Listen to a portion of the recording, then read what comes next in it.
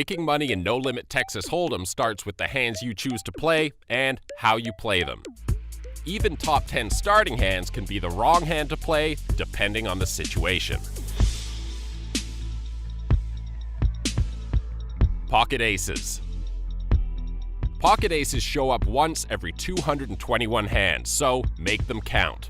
While position can make a difference and trapping can work, focus on getting money into the pot early to maximize value. Aces are the very best starting hand, but if the board doesn't improve your hand, you still only have one pair. Keep that in mind to avoid stacking off to random 2 pairs and sets. Pocket kings. Pocket kings are almost identical to aces pre-flop. Some players will fold kings, but it's rarely correct. The odds are 22-1 against someone having a better starting hand at a 9-handed table, so try to get as much money into the pot early as you can. An ace on the flop isn't always a death sentence, but if you're facing an overcard or a particularly connected board, focus on pot control. If you have an overpair on an unconnected board, you probably have the best hand, so focus on getting value from lower overpairs and top pair hands. Pocket queens and jacks.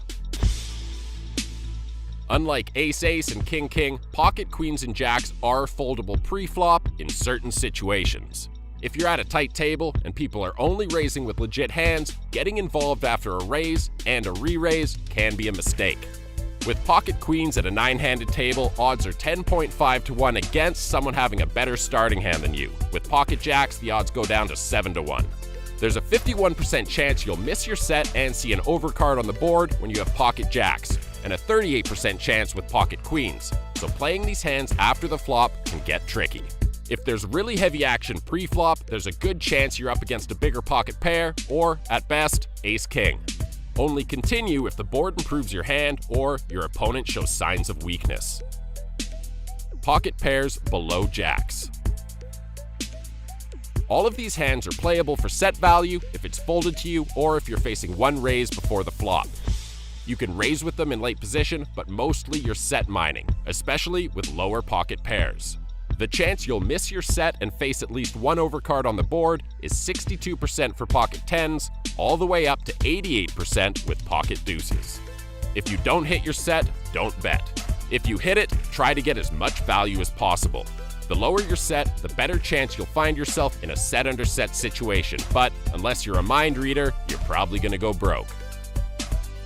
Top pair hands. Ace-king, ace-queen, ace-jack, and even king-queen can all be profitable. All these hands are good enough to raise with when you have position, but be careful calling raises with hands like king-queen and ace-jack because there's a good chance you'll be dominated by a better kicker. Odds are you have the best starting hand at a 9-handed table.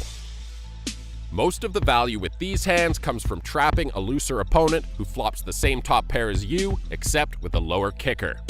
But remember, if you only have top pair and someone's willing to play a huge pot, chances are you're beat. Suited connectors. Suited connectors are great because they can make true big pot hands like straights and flushes.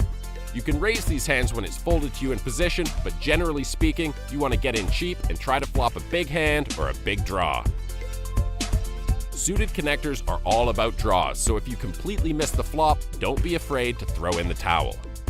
If you do hit a draw, consider semi-bluffing to get more value by forcing your opponent to fold. If he calls, you still have the chance to hit your draw, or you can try bluffing again on a later street. Suited aces. Suited aces are played to hit big and hopefully cooler someone else for a big pot. They're good enough to raise if it folds to you in late position or call one raise, but if there's any kind of action before the flop, you're guaranteed to be behind. To play a big pot with an ace and a weak kicker, you need more than just a pair of aces. You're looking to flop 2 pair or a draw and get paid by someone who raised with a big starting hand. If you do flop just a pair of aces, try to get to showdown cheap and win pots against lower pocket pairs who shut down with an overcard on the flop. Everything else. As a beginner, hands like 10-jack and queen-10 look playable, but the truth is they're going to cost you money over the long term. The weaker your starting hands, the trickier things are going to get after the flop, so wait until you have more experience before mixing it up with hands like these.